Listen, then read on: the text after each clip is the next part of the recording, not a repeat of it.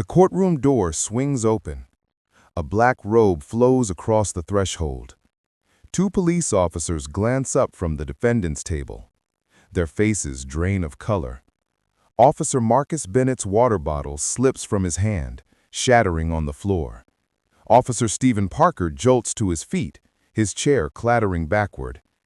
Standing at the judge's bench, adjusting her microphone, is the woman they handcuffed just 7 days ago.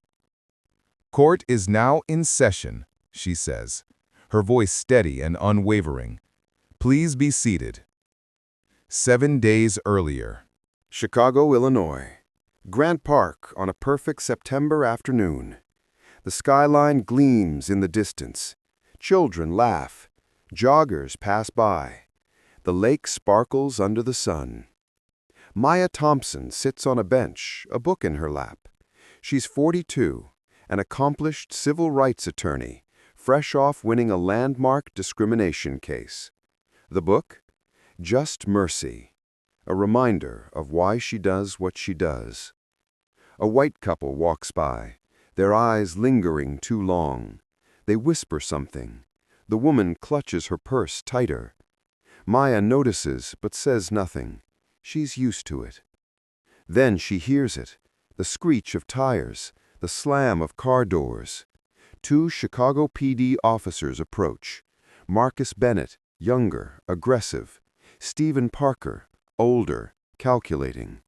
Maya looks up. She doesn't know it yet, but her entire life is about to change. "Ma'am, what are you doing here?" Bennett demands, his hand resting on his baton. Maya closes her book calmly. "Reading. Is there a problem, officer?" Parker steps forward, his tone measured but cold. "We received a report about a black woman acting suspiciously in this area." He pauses on the words "black woman," letting them hang in the air. Maya's jaw tightens. This isn't about a book. This is about the color of her skin. "I'm an attorney," Maya says, evenly. "I live 10 blocks from here. I come to this park every week." "We'll need to see some ID," Bennett says. "Am I being detained?" Maya asks, her legal training kicking in. "Just show us your ID, ma'am," Parker says, his smile not reaching his eyes. A crowd begins to gather. A teenager pulls out his phone, filming. An elderly white woman shakes her head and keeps walking. Nobody speaks up. Nobody intervenes. Maya hands over her driver's license. They examine it far longer than necessary. "Dr. Maya Thompson," Bennett reads aloud, mockery in his voice. "What kind of doctor reads books in the park alone?" Maya feels it then. The shift. This isn't about a misunderstanding. This is about a hunt. "Stand up, please," Parker orders. "For what reason?" Maya asks, her voice calm but her heart pounding. "Don't make this difficult," Bennett snaps. Maya rises slowly, hands visible. She knows what can happen if she makes one wrong move. "Turn around, hands behind your back."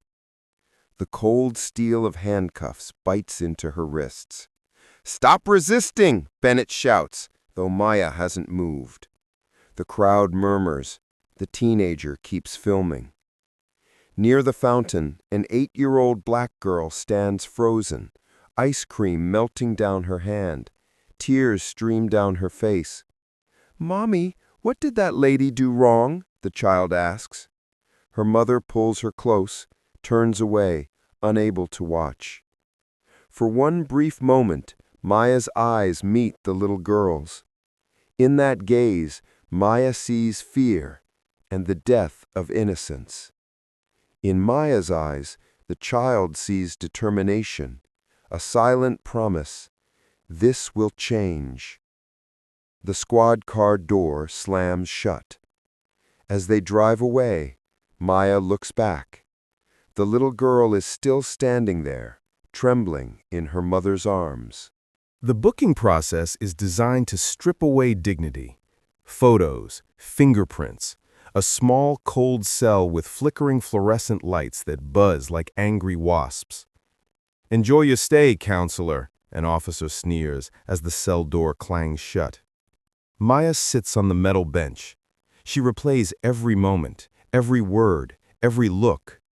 How did a peaceful afternoon spiral into this nightmare? The answer is painfully clear. It always has been. Hours pass. The fluorescent lights never stop humming. Then the door opens. A young officer enters. Officer David Chen, maybe 25, carrying a cup of coffee. His eyes won't meet hers. I'm sorry," he says quietly, setting the coffee down outside the bars. "I know this isn't right." Maya looks at him. "Then why don't you do something about it?" Chen's hands shake. "I've only been on the force 6 months. My wife's 8 months pregnant. If I speak up, they'll treat you like they're treating me," Maya finishes.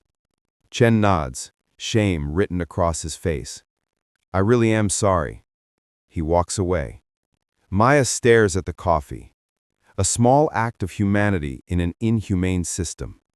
She realizes then, to change this, she'll have to fight not just individuals, but the entire machine. Maya is released on bail. Her best friend and colleague, Jennifer Park, waits outside. "Are you okay?" Jennifer asks, pulling her into a tight hug. "No," Maya says, her voice hollow. "But I will be." They drive in silence until Maya finally speaks. "I'm not letting this go, Jen. Not this time." That night, Maya works. Legal documents spread across her kitchen table. By morning, she's drafted a civil rights lawsuit against officers Bennett and Parker. But then, the video goes viral. 10,000 views in 1 hour. 100,000 in 3 hours. 1 million by the next day. Maya clicks on the comments section. What she sees makes her stomach turn. She must have done something wrong. Why didn't she just comply? Cops were doing their job. Why was she alone in the park, suspicious? Maya reads every cruel word. Her hands tremble. "Jennifer," she whispers into the phone, "does the truth even matter anymore?" 3 days later, an unmarked envelope arrives at her office. Inside, photos of Maya's house. Photos of Jennifer picking up her kids from school. Photos of Maya's elderly mother at the grocery store. A handwritten note. "Drop the lawsuit. This is your only warning." Jennifer's face goes pale. "Maya, maybe we should—" "No." Maya's voice is steel. "They want me scared, but this proves I'm right. They're afraid of the truth."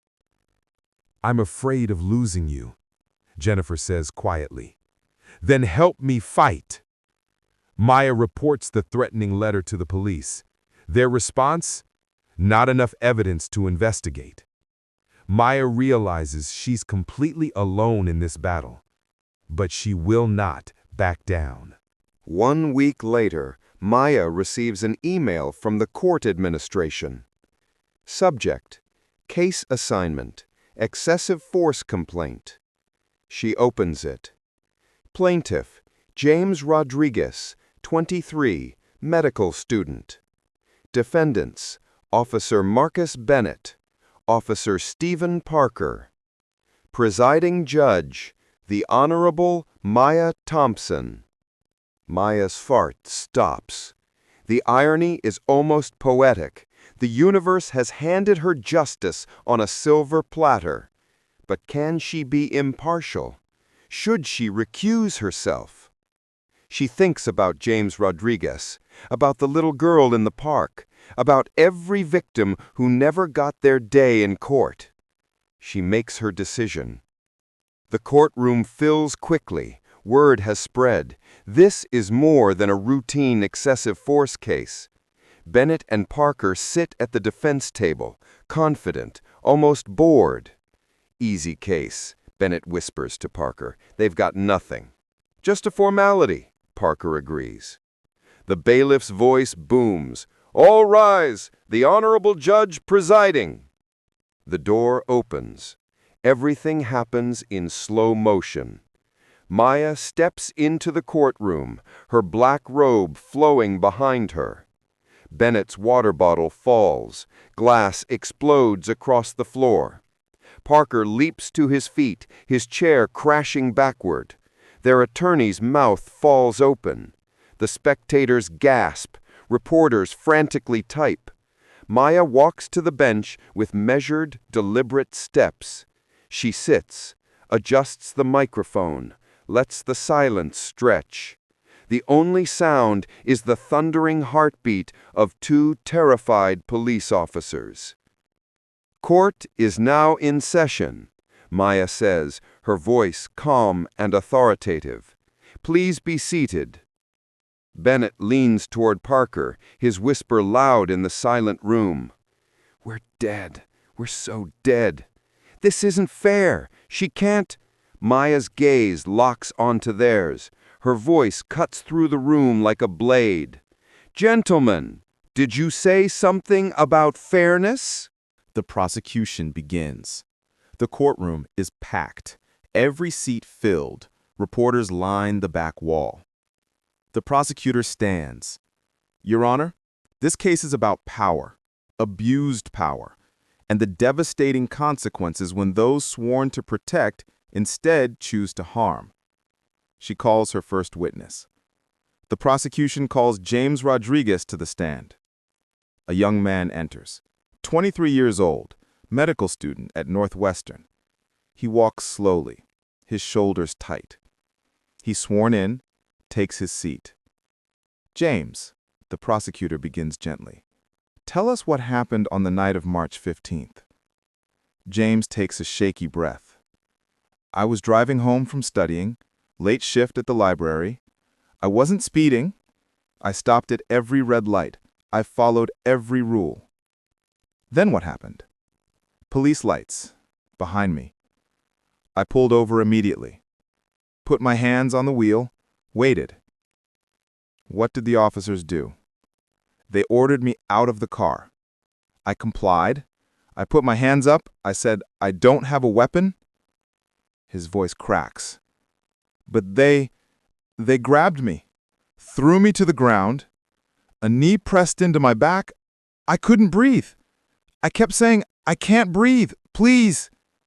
The courtroom is silent, utterly silent. Did you resist? The prosecutor asks. No, James's voice breaks. I was terrified they'd shoot me. I didn't dare move. The prosecutor pauses. James, can you remove your shirt? The courtroom holds its breath. James stands, unbuttons his shirt. Someone in the gallery gasps. Dark purple bruises spread across his ribs. Scrapes rake down his back. A knee-shaped bruise marks his shoulder blade. The doctor said I had 2 broken ribs, James says, his voice barely a whisper. Internal bleeding in my shoulder. I had to take a medical leave. I missed an entire semester. A woman in the gallery covers her mouth, tears streaming down her face. An older man shakes his head in disbelief. Bennett stares at the floor. Maya closes her eyes. In her mind, she sees herself in handcuffs. The little girl's terrified face. Officer Chen whispering, I can't do anything. She opens her eyes, breathes deeply. Thank you, Mr. Rodriguez, she says quietly. You may be seated. Now it's the defense's turn. Officer Bennett, please take the stand. Bennett walks to the witness box, jaw tight, eyes avoiding everyone. He's sworn in. The defense attorney stands. Officer Bennett, why did you use force on Mr. Rodriguez? I felt threatened, Bennett says. The prosecutor rises for cross-examination. Threatened? By an unarmed medical student? You don't understand. In that neighborhood. What about that neighborhood, Officer Bennett? Please be specific. Silence. Let me rephrase. Was it a high-crime area? Not exactly. Gang activity? No. So what made you perceive Mr. Rodriguez as a threat? Bennett's shoulders slump. 10 seconds of silence. 20. Maya leans forward. Officer Bennett, please answer the question. Bennett looks at James, then at Maya. His voice comes out broken. Because I'm a terrible person. I saw a young black man in a nice car, and I assumed he stole it. There was no other reason. The courtroom erupts in whispers. Bennett continues, tears forming. I have no excuse, no justification. I was wrong. 1 week later, the courtroom is even more crowded. Maya enters. Everyone rises. She sits, opens the case file. I have reviewed all the evidence in this case extensively, and I have also thought deeply about the responsibility of a judge. Our role is not revenge, not personal judgment. Our role is to seek truth and deliver justice. I won't hide the fact that I, too, have been a victim of police abuse of power. The 2 defendants sitting here once handcuffed me and falsely accused me. 3 months later, Maya sits in a coffee shop, reading her emails. One catches her eye. Dr. Thompson, I'd like to meet you. I have something to say. James Rodriguez. They meet that afternoon. James sits across from her, a small smile on his face. I wanted to thank you, he says, not just for the trial, but for showing me that the system can still work. I almost quit med school. I thought, why try in a society this broken? But now, I'm going to be a doctor, and I'll treat everyone, no matter who they are. Maya's eyes fill with tears. She reaches across, squeezes his hand. 6 months later, a community center on Chicago's South Side. Officer Marcus Bennett kneels in front of a 12-year-old boy, eye to eye. Are you scared of us? The boy asks. Bennett pauses. No, I'm scared of myself. Scared I won't be good enough to protect you. The boy nods slowly. Something shifts in his eyes. Meanwhile, Officer David Chen, the young cop who brought Maya coffee, rocks his newborn daughter to sleep. Let me tell you about the bravest woman I ever met, he whispers to her. Will I be brave like her, Daddy? His 4-year-old son asks from the doorway. You'll be even braver, because I'm going to teach you right from the start. Finally, Grant Park. The same bench, the same book. Maya sits, enjoying the autumn sun. A little girl runs up, pigtails bouncing. Are you the judge? I saw you on TV. Maya recognizes her, the 8-year-old from that terrible day. Do you remember me? Maya asks gently. Yes, I was so scared that day, but my mom said you fought back and won, and now I'm not scared anymore. The girl runs off to play. Maya watches her go, a smile spreading across her face. This is the real victory. Maya looks up at the sky. Justice isn't a destination, it's a journey, and every single one of us can be part of that journey. In the distance, children laugh. The city hums with life. And somewhere, in 1,000 small ways, change begins. One person, one choice, one stand. At a time. The end. This story reminds us that fairness, accountability, and change are possible. Have you ever had to stand up for what's right, knowing the challenges ahead? Your voice could inspire someone seeking change and justice.